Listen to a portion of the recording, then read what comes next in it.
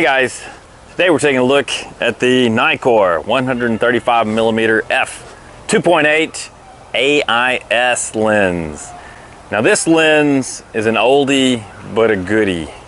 It's almost as old as I am. Yes, this lens harkens back to an era when Nikon made products mostly of metal. It's compact, it's sharp, even on 24 megapixel sensors. It's got an aperture ring that is a thing of beauty. It's got a wonderfully large focusing ring with a depth of field meter built into it.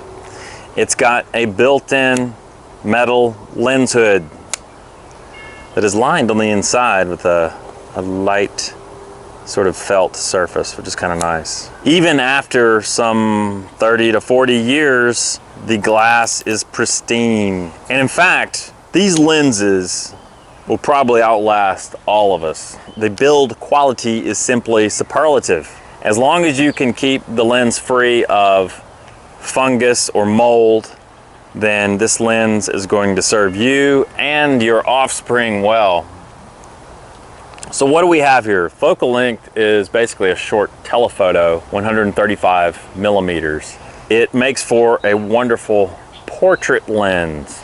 You can also use this as a walkabout lens in certain settings, say for example, a zoo. However, there's one primary caveat with the operation of this lens. This lens is a manual focus lens. And if you have ever attempted to shoot a moving object using a telephoto lens with manual focus, you're in for a challenge, shall we say. You're gonna have more misses than hits, probably, unless you're much better at manually focusing than I am. But I find shooting with the lens can be a quite satisfying experience because of that challenge. And I think as a photographer, you will grow and improve by picking up a lens such as this one and using it. If you're looking for a great portrait lens, look no further, because this lens is not only sharp, it produces beautiful bokeh, or out of focus, blurry background areas. And typically in most portraits, your subject isn't running away from you. These lenses are readily available on the used market, of course. Using a lens like this makes you a better photographer. It's that simple. You'll really think about the interplay of aperture and shutter speed with the lens. I find that the lens works very well when mounted to a Sony mirrorless camera like this Alpha 7 II. The Alpha 7 II has built-in image stabilization on the sensor. So I'm getting a stabilized image out of this 40-year-old Nikkor lens. I'm pairing this lens with my Sony Alpha 7 II using a pretty cheap generic adapter. I think I paid $15 or $20 for the adapter.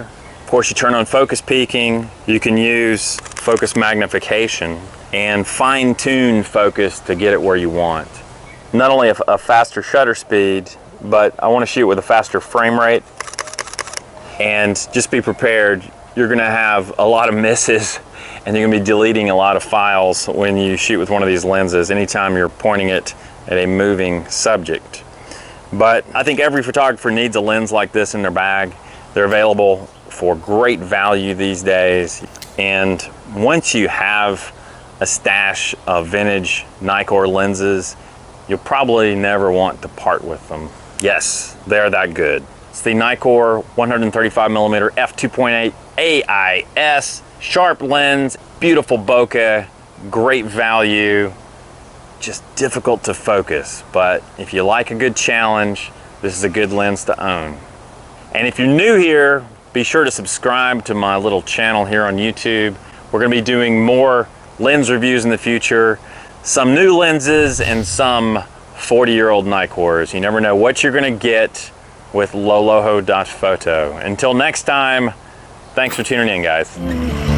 If you liked the video, give it a thumbs up. If you disliked it, give it a thumbs down. Feel free to leave a comment. And of course, don't forget to subscribe.